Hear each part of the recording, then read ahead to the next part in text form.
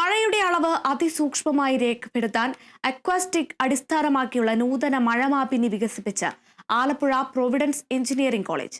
മനുഷ്യന്റെ നേരിട്ടുള്ള ഇടപെടൽ കൂടാതെ മഴത്തുള്ളികളുടെ ശബ്ദതരംഗങ്ങൾ വിശകലനം ചെയ്താണ് ഈ ഉപകരണത്തിന്റെ പ്രവർത്തനം. നിലവിൽ ഉപയോഗിക്കുന്ന സാധാരണ മഴമാപിനികളിൽ ഒരു നിശ്ചിത സമയത്തെ മഴയുടെ അളവ് സെന്റിമീറ്ററിലാണ് രേഖപ്പെടുത്തുന്നത്. ഇത് ദിവസത്തിലോ മണിക്കൂറുകളിലോ ഉള്ള മൊത്തം മഴയുടെ കണക്കുകളാണ് നൽകുക.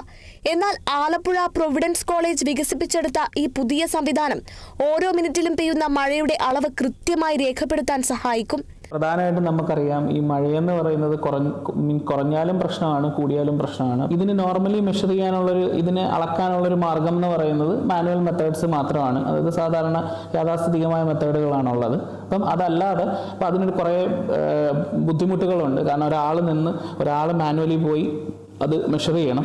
അതിൽ നിന്നാണ്, ആ ബുദ്ധിമുട്ടിൽ നിന്നുമാണ് ശരിക്കും എന്തുകൊണ്ട് AI ബേസ്ഡ് ആയിട്ടുള്ളൊരു സിസ്റ്റം ചെയ്തുകൂടാ എന്നുള്ളൊരു ഐഡിയോളജിയിലേക്ക് ഞങ്ങൾ എത്തിയത്. അപ്പം അതിനെ ബേസ് ചെയ്തിട്ടാണ് ഞങ്ങളിപ്പം ഈ പ്രോജക്റ്റ് ചെയ്തത്. മഴമാപിനിയുടെ പ്രധാന ഭാഗം ഒരു മൈക്രോഫോണാണ്.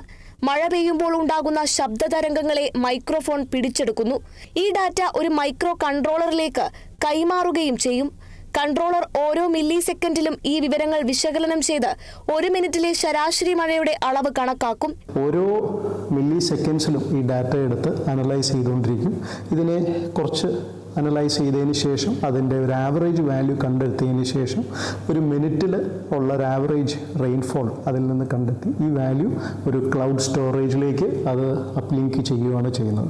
1000 രൂപയിൽ താഴെ മാത്രം ചെലവ് വരുന്ന ഘടകങ്ങൾ ഉപയോഗിച്ച് ഈ ഉപകരണം നിർമ്മിക്കാനാകും എന്നതും പ്രത്യേകതയാണ്.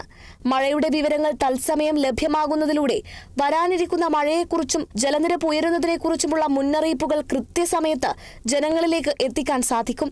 ദുരന്ത നിവാരണ പ്രവർത്തനങ്ങൾക്ക് ഈ മഴമാപിനി വലിയ സഹായകമാകുമെന്നാണ് പ്രതീക്ഷ. Kerala vision news, Alappuzha.